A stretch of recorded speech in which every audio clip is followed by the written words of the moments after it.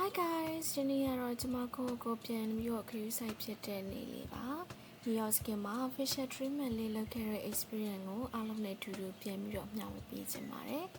ဒီခန်းလေးကတော့တယောက်ထက်အခန်းလေးဖြစ်ပါတယ်သူတို့မှာ2ယောက်ခန်းနေလည်းရှိပါတယ်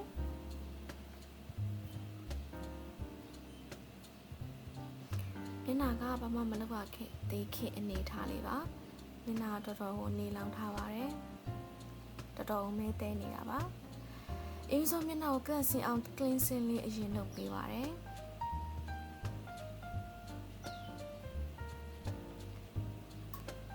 သူတို့ soft massage လေးနဲ့လိုက်နေပြီးတော့အရင်က relax ဖြစ်ပါတယ်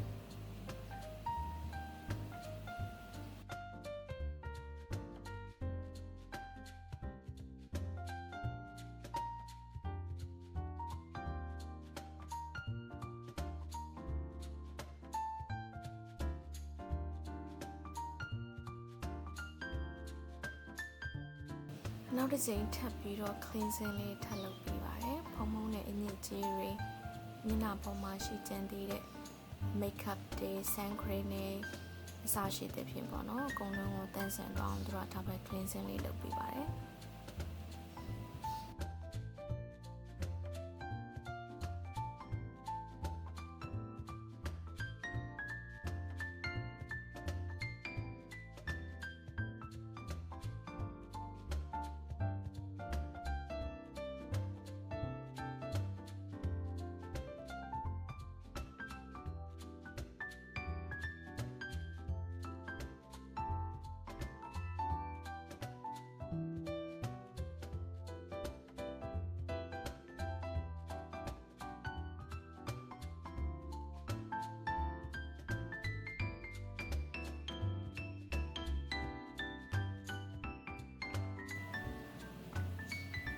15မိနစ်လောက်ထားပါတယ်ဒါကတော့ဖယ်လိုက်ပြီးဖြစ်တဲ့အနေအထားလေးဖြစ်ပါတယ်မျက်နှာတစ်ပြင်လုံးမှာရှိတဲ့စာဝတ်ရှန်လေးတွေကိုညှစ်ထုတ်တော့မှာပဲဖြစ်ပါတယ်ကျမမကြိုက်ဆုံးအပိုင်းလို့ပြောရင်မှန်ပါတယ်ဘာကြောင့်လဲဆိုတော့အရန်နာလို့ပါလှချင်တော့လဲတီးခံရပါတယ်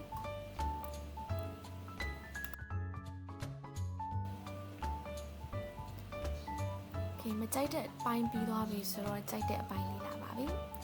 ဒါကတော့ကိုရီးယားနည်းပညာနဲ့ထုတ်ထားတဲ့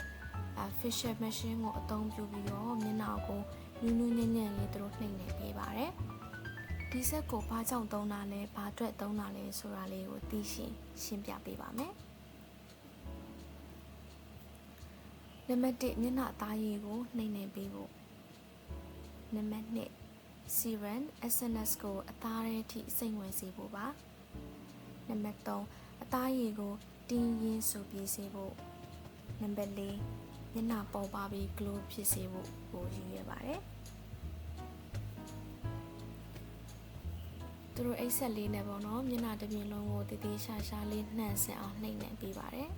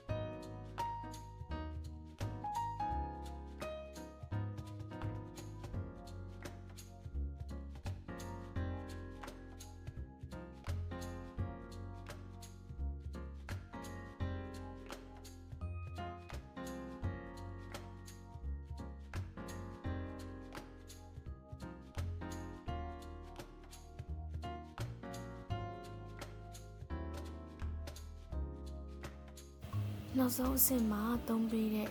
ဒီ mask ရဲ့အနံလေးကပြားရည်အနံနဲ့တပုံစံနဲ့တူပါတယ်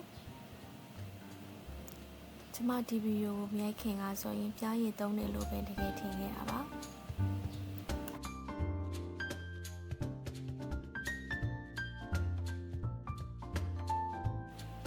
အားလုံးကိုတန့်စင်ပြီးတဲ့နောက်ပိုင်းမှာတော့ဆန်ခရင်လေးကိုလိမ်ပြီးတော့ဆုံးသတ်လိုက်ပါတယ်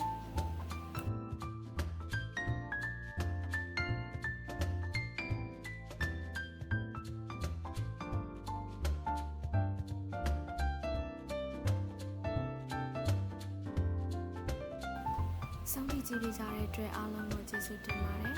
နောက်ထပ်ဗီဒီယိုမှာထပ်တွေ့ပါမယ်